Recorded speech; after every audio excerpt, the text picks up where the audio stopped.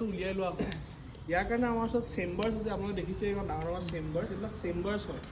এই চেম্বাৰ্ছবিলাকত কি হয়, কুন্দাবিলাক ভৰাই দিয়া হয়, ষ্টক কৰা হয়, মানে এনেকৈ এটা হেৰি পাইল বনাই ষ্টক কৰা হয়। তাৰপিছত আমাৰ এইফালে আপোনালোকৰ এটা ব্ৰইলাৰ ইউনিট আছে। সেই ব্ৰইলাৰ ইউনিটটো কি হয়, কয়লা চয়লা এনেকুৱা কিবা কিবি দি তাত এইটো জ্বলোৱা হয়। পানীটোৰ পৰা যোনটো ভাপ ওলায়, সেই ভাপটো আমাৰ ভিতৰত এনেকুৱা ডাঙৰ ডাঙৰ কিছুমান পাইপ আছে, সেই পাইপেদি ওপৰৰ পৰা তললৈ সোমায়। ওপৰত ফেন আছে কিছুমান, সেই ফেনবিলাকে মানে এইটো তাৰ ভিতৰত মইশ্চাৰটো শুকুৱাই পেলাই, একেবাৰে কাঠটো শুকুৱাই পেলাই লগে লগে কি হয়, সেই কাঠডালৰ যোনটো ডিউৰেবিলিটি, যোনটো তাৰ মানে ধৰি লওক নৰ্মেল কাঠটা যদি 5 বছৰ যায়, তেনেহ'লে আমি যদি এনেকৈ ছিজনিং কৰি হেৰি কৰোঁ, তেনেহ'লে তাৰ হেৰিটো ইনক্ৰিজ হৈ যায়, লাইফটো চেল্ফ লাইফটো ইনক্ৰিজ হয়। তাৰ কাৰণে আছিলে ছিজনিং প্লান। সেইটোৱে হয়, একদম চলি থকা নাই বাৰু, আমাৰ এইবিলাক মেচিনাৰীজবিলাক পুৰণা হৈ গৈছে।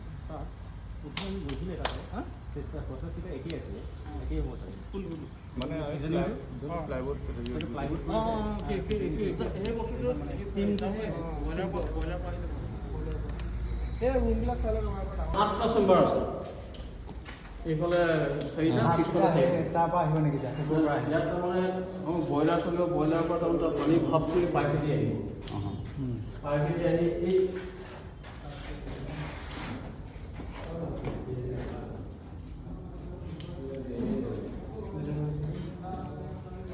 এই পানী ভাপ কৰি পেলাই আহিব, আহি এই পাইপটো দেখিছে না, এই পানী অহা যোৱা কৰি দিম। তাতে এইফালৰ পৰা ফেনখন আহিব।